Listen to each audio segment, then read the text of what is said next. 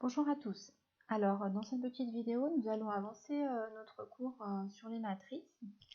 Alors, vendredi, nous avons défini la matrice inverse de A et puis vu comment la déterminer grâce à à une résolution de système.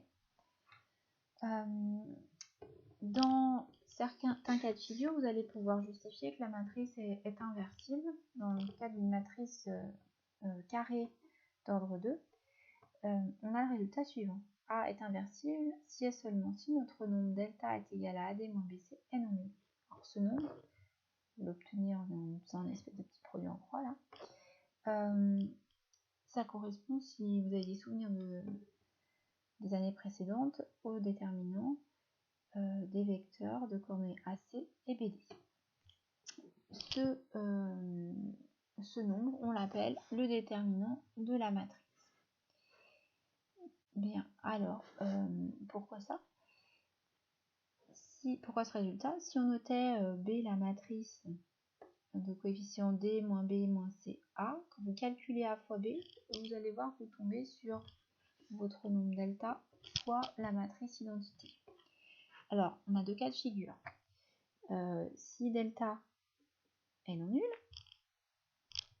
on va du coup pouvoir écrire que A fois 1 sur delta fois B va être égal à la matrice identité, qui prouve bien que A est inversible.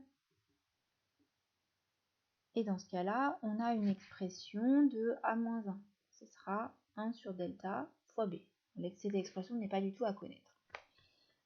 Sinon, qu'est-ce qui va se passer? On se retrouve avec A fois B qui va être égal à la matrice nulle, que je note au-dessus, c'est l'ordre 2. Du coup, A ne va pas être inversible. Parce que si A l'était, on se retrouverait avec A-1 fois A fois B qui serait égal à A-1 fois la matrice nulle. Donc je compose de chaque côté par A-1.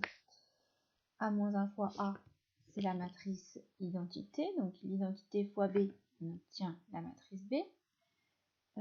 Là, je multiplie une matrice par la matrice nulle, j'obtiens la matrice nulle. Donc ça voudrait dire que B est égal à la matrice nulle.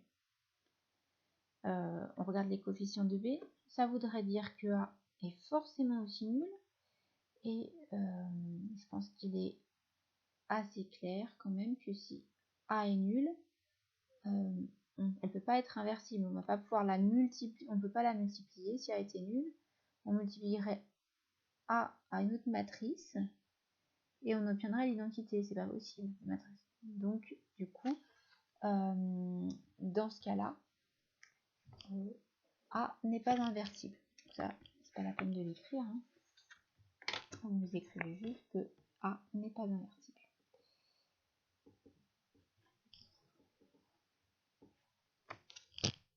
Bon, vous pouvez mettre la vidéo sur pause pour avoir le temps de recopier l'essentiel de la leçon, la propriété et puis la preuve. Et puis ensuite, on va se servir de nos matrices inverses pour résoudre des systèmes linéaires. C'est là qu'elles deviennent très intéressantes. Donc, je vais partir d'un exemple. Je vais considérer le système S avec deux inconnus, x et y. 2x moins 3y est égal à 1 et 5x plus 7y est égal à moins 3.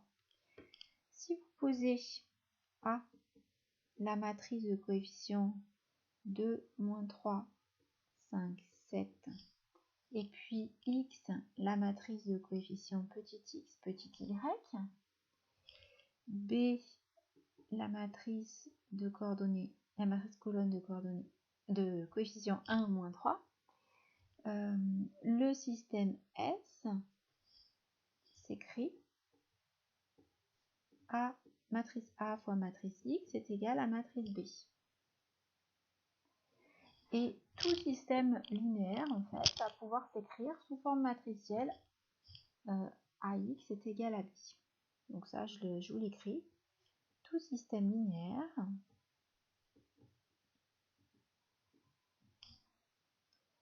peut s'écrire sous forme matricielle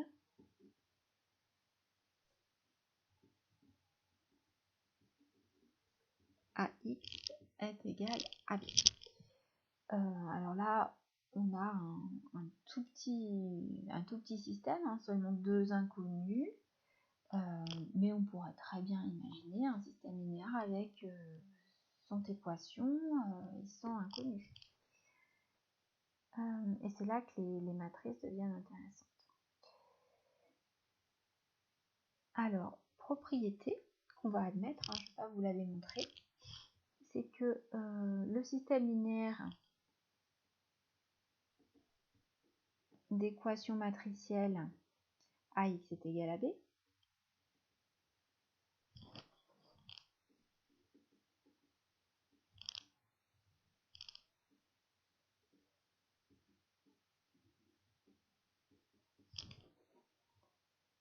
va admettre une unique solution si et seulement si votre matrice A est inversible.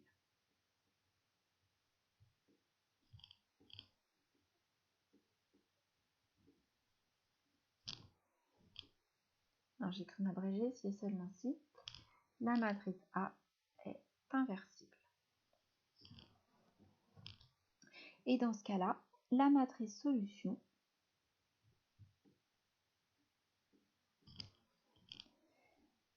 va être alors x-1, pardon, a-1, excusez-moi, fois b.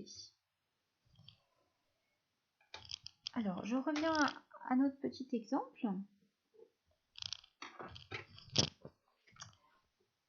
Si vous prenez votre calculatrice, vous allez voir que a-1 est égal à 1 sur 29 fois la matrice de coefficients 7, 3, moins 5 et 2.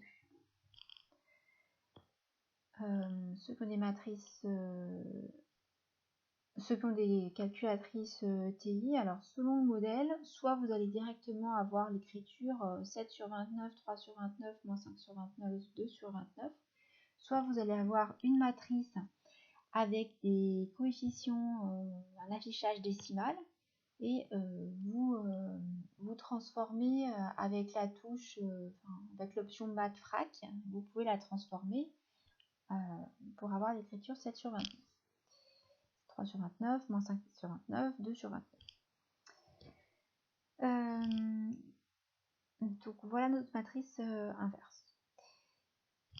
Donc ça, vous pouvez la déterminer dans les exercices où il est question de résoudre des systèmes linéaires. Vous déterminerez votre matrice inverse grâce à la calculatrice. Et donc notre solution, d'après la propriété, c'est grand X est égal à A-1 fois B.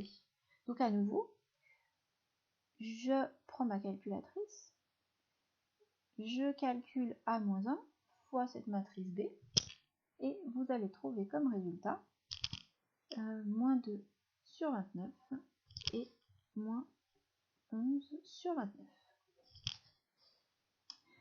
Voilà, je vous laisse bien essayer